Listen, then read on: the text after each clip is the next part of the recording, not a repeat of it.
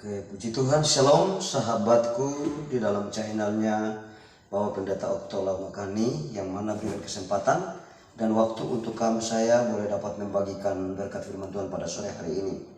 Tapi sebelum daripada itu, mari kita berdoa untuk kita mendengar firman Tuhan. Bapa di sorga, Bapa yang kami sembah dalam nama Yesus, kami siap untuk mendengarkan firman Tuhan. Kami percaya bahwa kuasa Tuhan, urapan Tuhan, kemuliaan Tuhan melingkupi kami, kuasai kami dalam ruangan ini, sehingga setiap kata-kata yang keluar dari mulut kami mengandung kuasa, kuasa yang mengubahkan, kuasa yang memberkati, kuasa yang melepaskan, dan kuasa yang membangkitkan, dan juga pun kuasa yang menyembuhkan. Terima kasih Bapa di sorga, semua umat-Mu yang ada di seluruh pelosok tanah air ini, dan seluruh dunia yang nanti akan mendengar firman Tuhan ini, biarlah mereka bahagia dan diberkati oleh Tuhan. Di dalam nama Tuhan Yesus kami berdoa dan kami sambut firman-Mu Tuhan. Haleluya, amin. Ya, puji Tuhan, kekasih-kasih dalam Tuhan kita Yesus Kristus.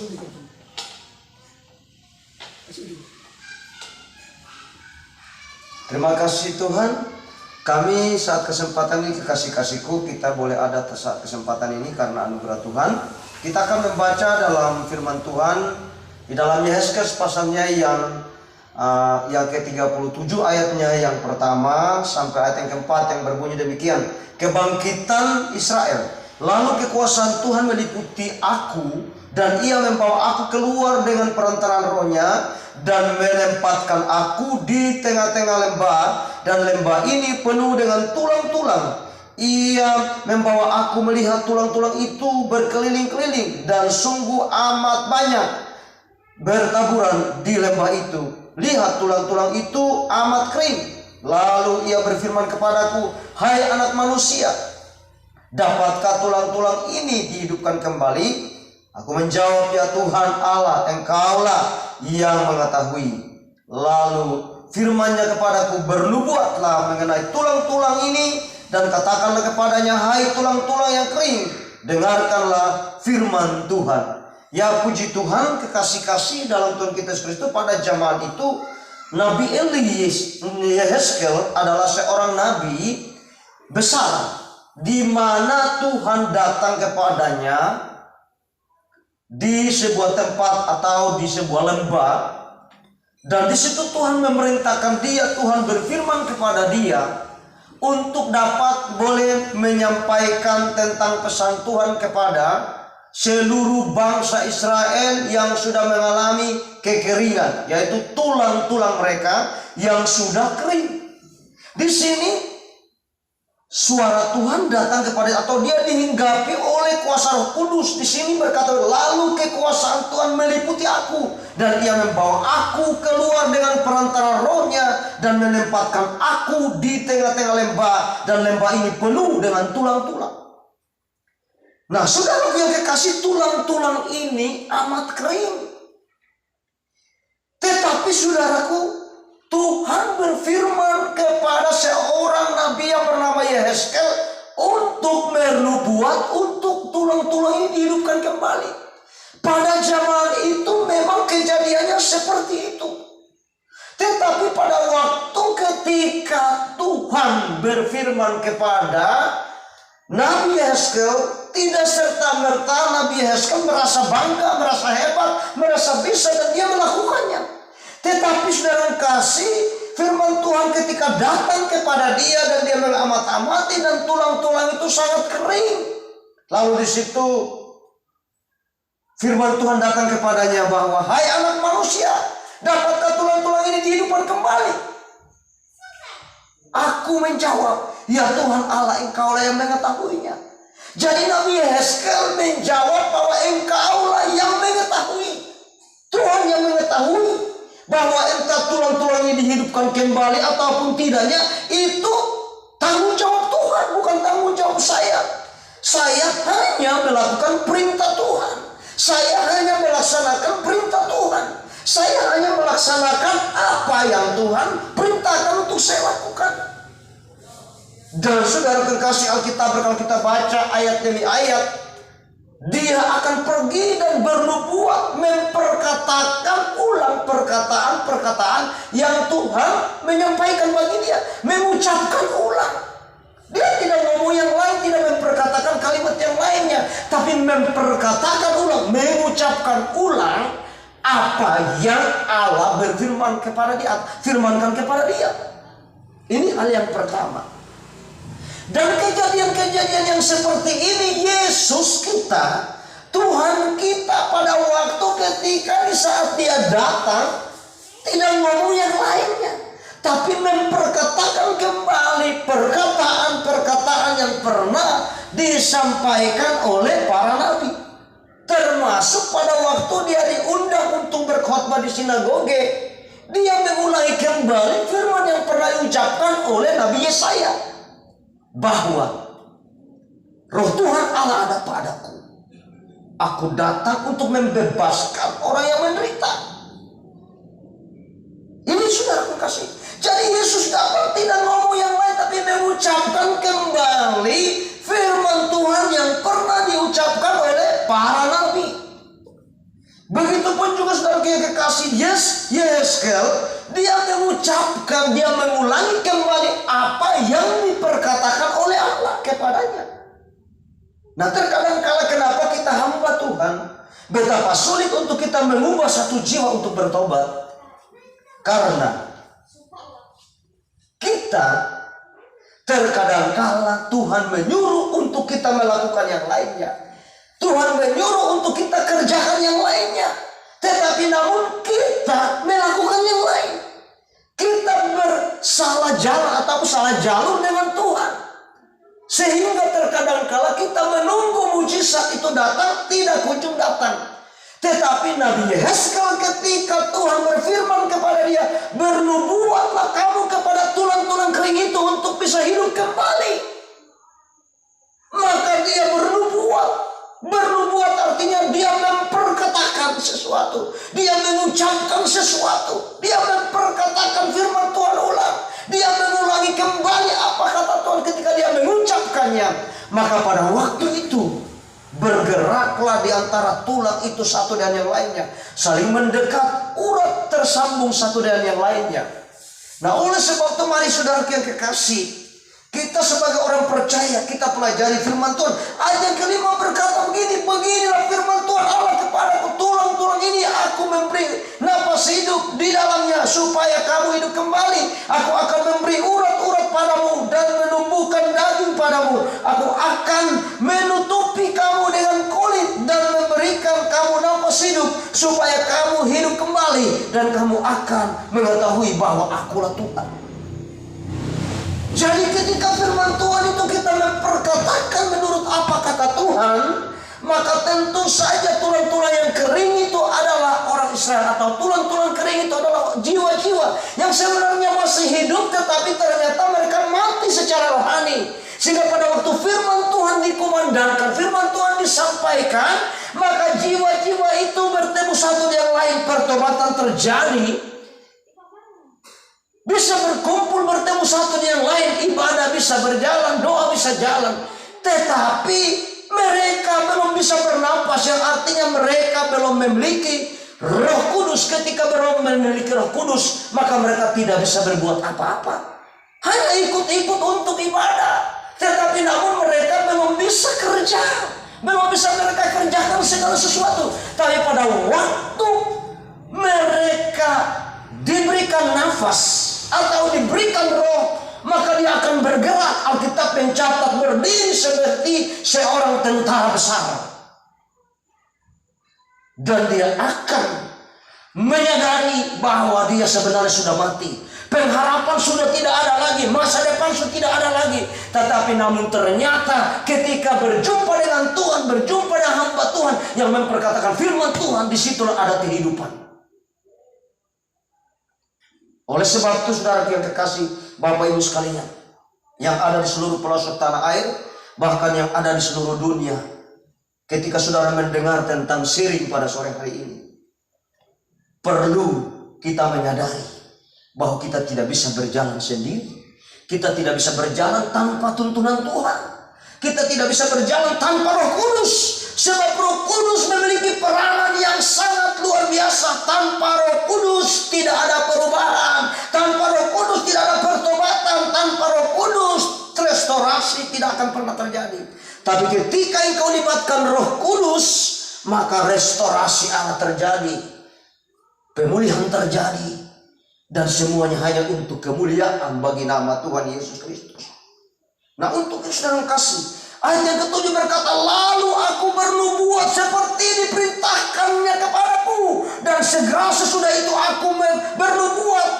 Kedengaranlah suara sungguh, suatu suara berderak-derak, dan tulang-tulang itu bertemu satu sama lain.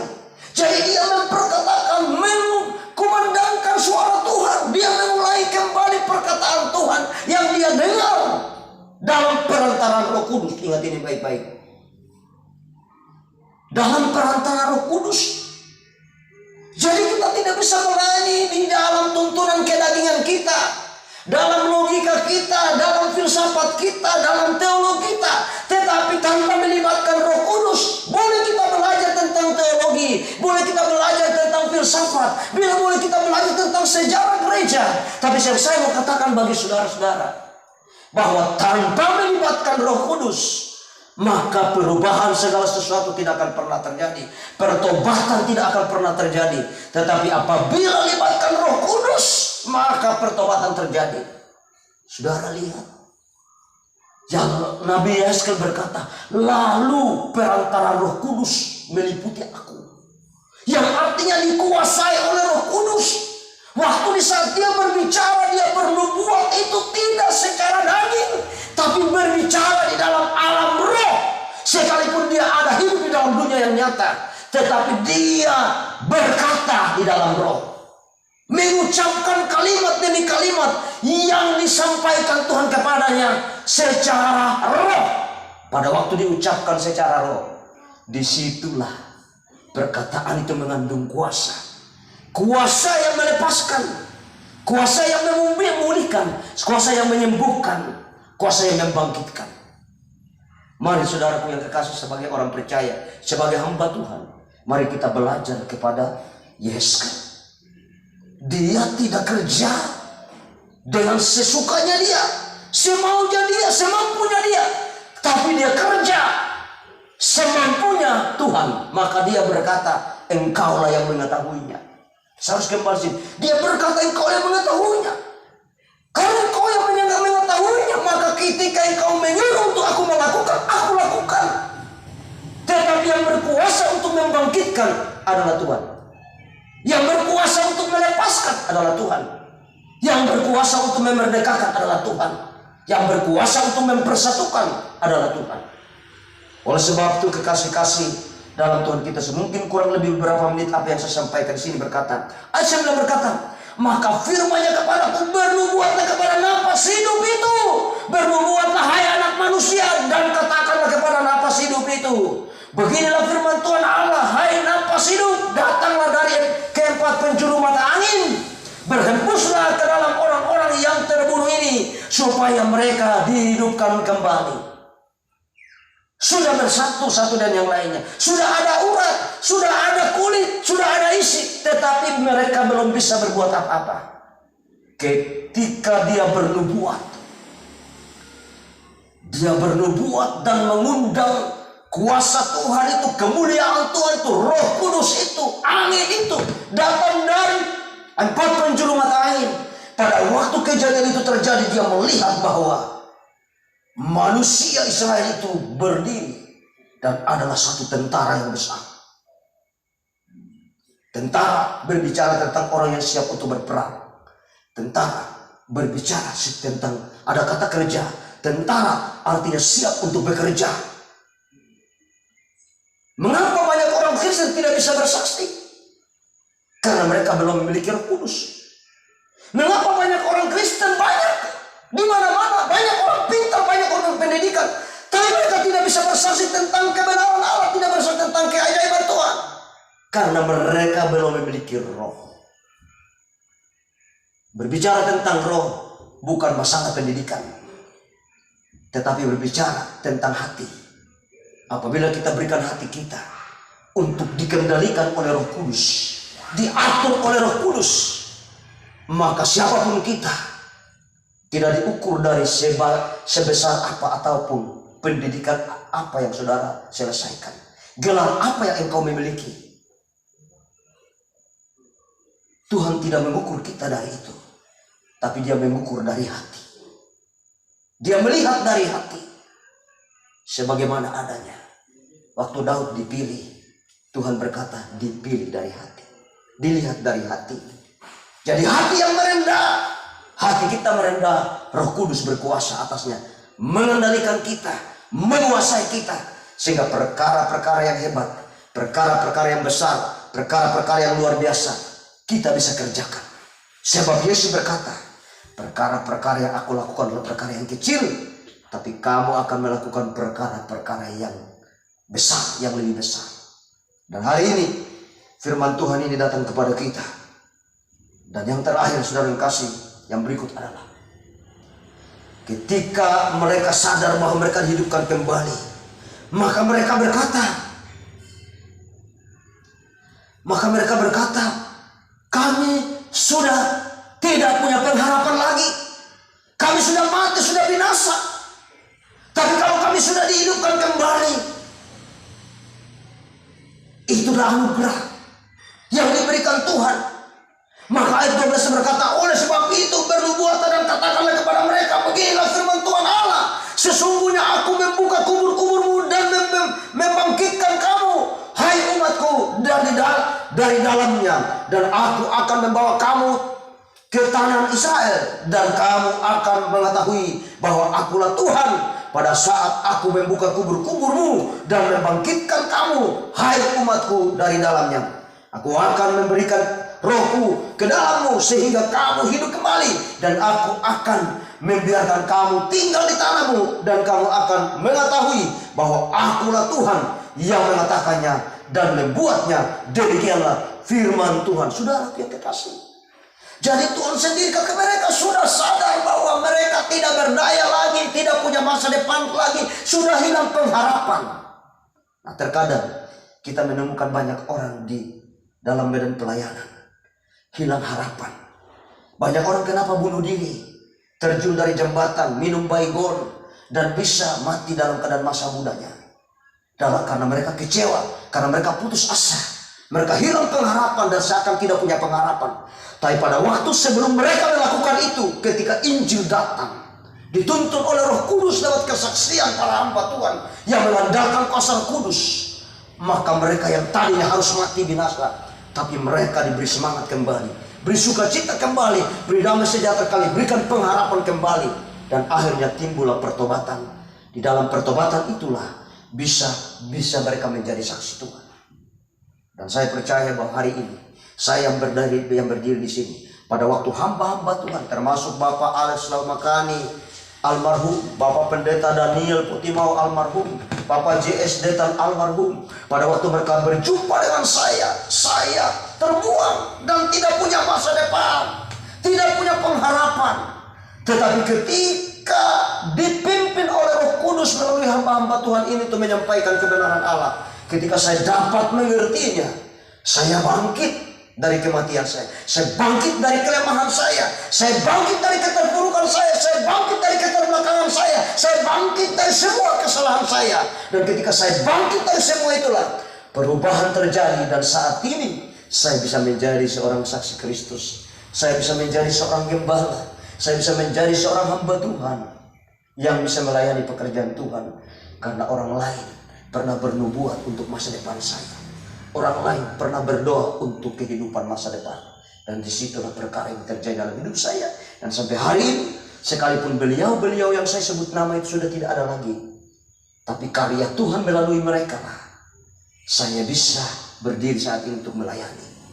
Mereka sudah tidak ada, tapi roh yang pernah mereka memiliki dari Tuhan bermanifestasi dalam diri saya.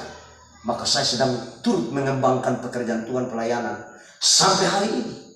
Dan saya bisa menjadi gembala di salah satu gereja lokal, di Gereja Betel Indonesia, di Grace Family Home, di Ambon, di Maluku Barat Daya, terletak di Kecamatan Pulau Leti, Desa Lubuleni. Dan sampai saat ini bisa masih berkarya di dalam Tuhan. Itu karena anugerah Tuhan.